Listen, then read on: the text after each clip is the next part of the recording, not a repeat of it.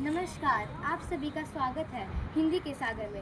हम 7वीं कक्षा के छात्र आप सभी को हिंदी व्याकरण के बारे में बताने जा रहे हैं। आशा है आप सब हमारा सहयोग करेंगे। मैं हूँ भाषा। जैसे जल, घर, खाना और हवा आपकी मुख्य ज़रूरतें हैं, उसी तरह मैं भी आपके जीवन का अभिन्न अंग हूँ।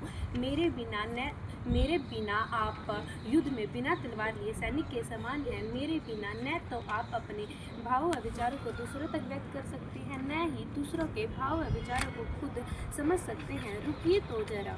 जैसे आप अपने परिवार में सब को एक साथ लेकर चलते हैं, उसी तरह मेरा भी एक बहुत बड़ा परिवार है। अब समय हो गया है मेरे परिवार से मिलने का। अब आपसे मिलना चाहेगी मेरे परिवार की सबसे छोटी इकाई, जिसका नाम है वाणी।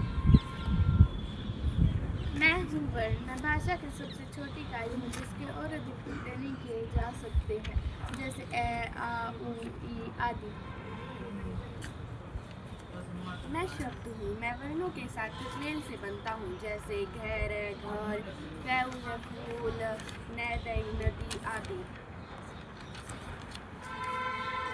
मैं हूँ वाक्य, मैं शब्दों के साथ कुछ मेल से बनता हूँ, जैसे बच्चे खेल रहे हैं, सूरज चमक रहा है आदि। आइए मुझसे मिलिए, मैं हूँ संज्ञा। किसी व्यक्ति, वस्तु, स्थान के भाव के नाम को संज्ञा कहते हैं, जैसे फूल, पेड़, पेन, पेंसिल आदि। आइए मेरी बारी है। मैं हूँ सर्वनाम। मुझे संज्ञा के स्थान पर प्रयोग किया जाता है, इसलिए मुझे सर्वनाम कहा जाता है, जैसे मैं, मेरा, तुम, तुम्हारा, वह आदि। मेरा नाम विशेषण है। संज्ञा और सर्वनाम की विशेषता बताता हूँ, इसलिए मुझे विशेषण कहा जाता है, जैसे आम मीठा है, इसमें मीठा विशेषण है।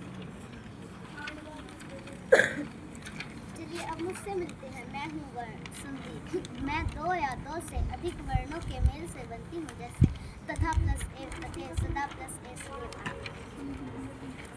आइए अब मेरी बारी है। मैं हूँ समास।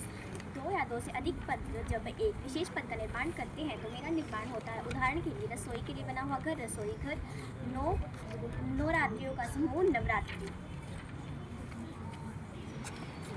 चलिए अब मुझसे मिलिए। मैं उपसर्ग, मैं शब्दों के आगे लगकर उसके अर्थ में परिवर्तन ला देता हूँ, जैसे ना पसंद, ना समझ, इसमें उपसर्ग ना है। मैं हूँ प्रत्यय, मैं शब्द के पीछे लगकर उसके अर्थ में परिवर्तन ला देता हूँ, जैसे आई, लिखाई, कमाई, रुकावट, थकावट आदि। मैं हूँ लिंग, मैं पुरुष एवं स्त्री जाति का बोध कराता हूँ, जैसे लड़का, लड़की, शेर, शेरनी आदि। मैं हूँ वचन, मैं किसी भी वस्तु या व्यक्ति के एक या अनेक होने का बोध कराता हूँ, जैसे वस्तु, वस्तुएं, माला, मालाएं, कुर्सी, कुर्सियाँ आदि। मैं हूँ क्रिया, मेरे द्वारा कुछ काम करने का बोध होता, जैसे रोना, हंसना, खाना, पढ़ना, लिखना आदि। मैं हूँ काल, मेरी वजह से क्रिया के होने के समय का बोध होता है, जैसे मैं घर जाके दौड़ लगाऊंगा, मैं घर जाके खाना खाऊंगा।